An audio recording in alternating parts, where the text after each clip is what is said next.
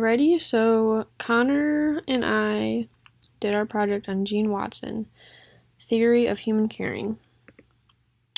To get a little better understanding of Jean Watson, she was born in 1940 in West Virginia.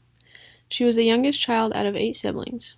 In 1964, Jean finished her bachelor's in nursing at the University of Colorado at Boulder.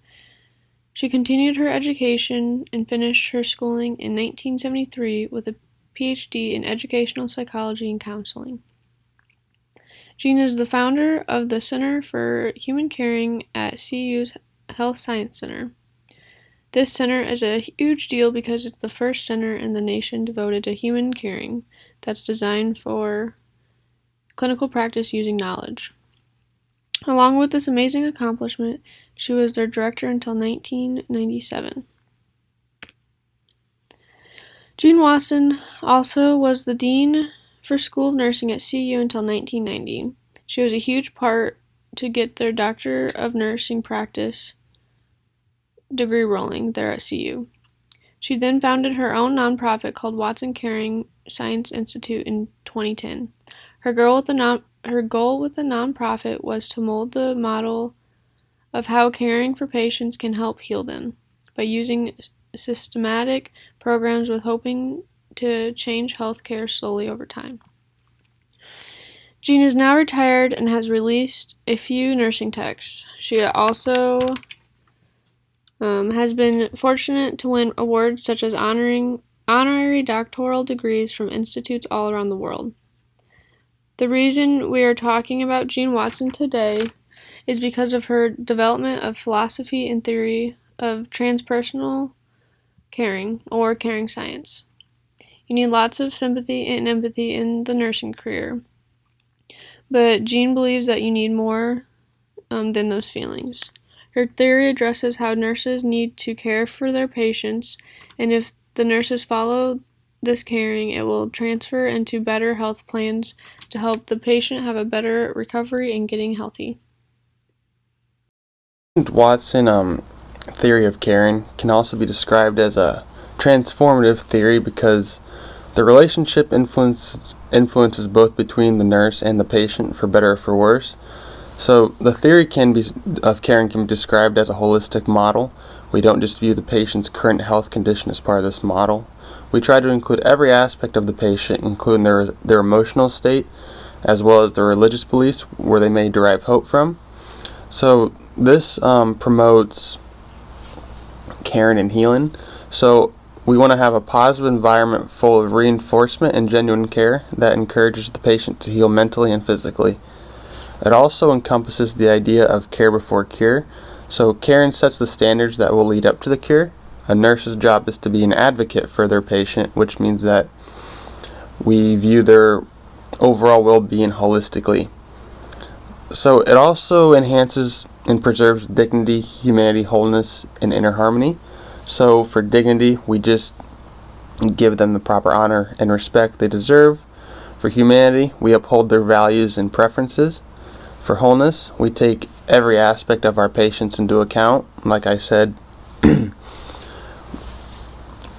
regards to like their emotional status and their religion. For inner harmony, we just provide our patients the emotional status of inner peace and self-acceptance of their current situation.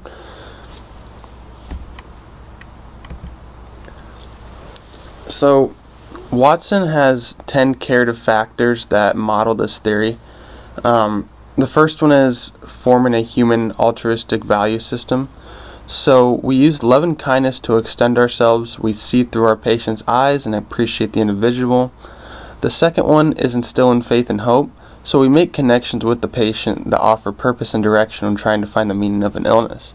We discuss what is important to them by respecting their beliefs and encouraging them to influence the way they promote and maintain their health. The third one is cultivating a sensitivity to oneself and to others. So we learn to accept ourselves and others for their full potential. It is the step that allows a caring nurse to mature into a self-actualized nurse. We need to be honest and authentic with our cares to increase our sensitivity to our patient feelings, which will further our relationship with them.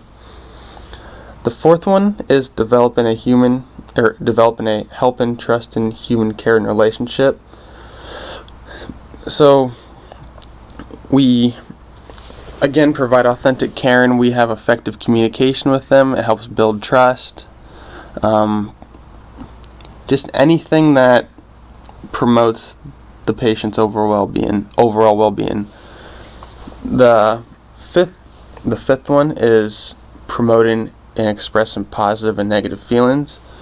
So we support and accept patient feelings through connections. We observe and consider our patient's emotional status by allowing them to express their negative and positive feelings without any sense of defensiveness coming from our end as the nurse, so we don't judge them for what they say. The sixth curative factor is using creative problem solving in caring processes. So we apply the nursing process when we make patient-centered care related decisions.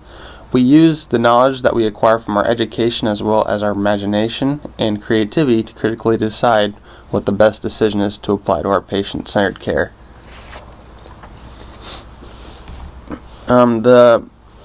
Excuse me.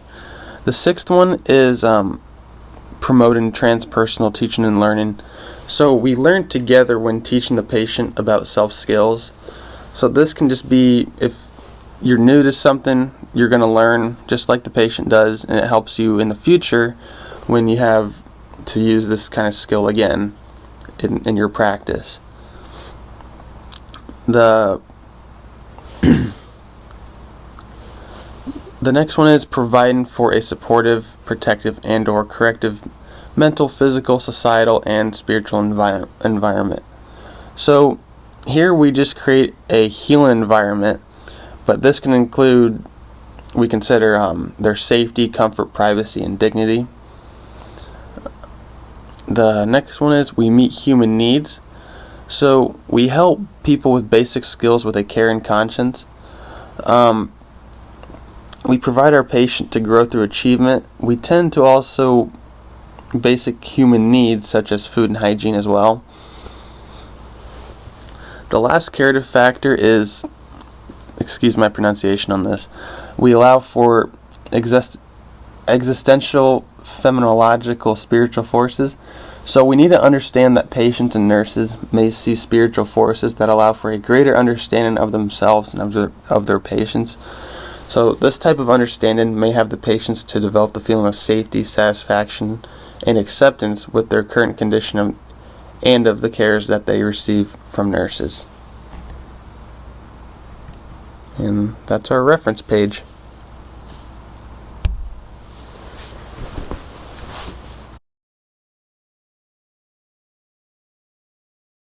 Hi, Mr. Jones. I'm just coming to check on you. Are you feeling ready for your surgery in a couple hours? Yeah, thank you for coming in to check on me. I'm just ready to get this surgery over. The pain's very debilitating, but I just feel so alone in this, and I just don't know what the future entails for me. I don't know how my family's going to react with this. I just don't know what's going to happen after this, but I just want to say thank you so much for coming in and helping me, and I really appreciate you helping me out with this. It really means a lot. Thank you for saying that, Mr. Jones. I really appreciate that. But in all seriousness, I've talked to your family. I know you feel like you're alone. They are more than willing to help you with this. They're excited to help you on your journey. We're here to help you. The surgeons are here to help you. So I know it feels kind of scary. I see this a lot. But you are not alone in this. We are here to help you. Wrote, what your plan of the day is eating snacks and watching Mickey Mouse. I last gave you pain meds at 6 a.m. and then I'm gonna come back at 8:30 a.m. So in 30 minutes, because right now it's 8 a.m., I'm going to bring your insulin, okay? So I'll write that on your whiteboard so you know that I will be here in 30 minutes, okay?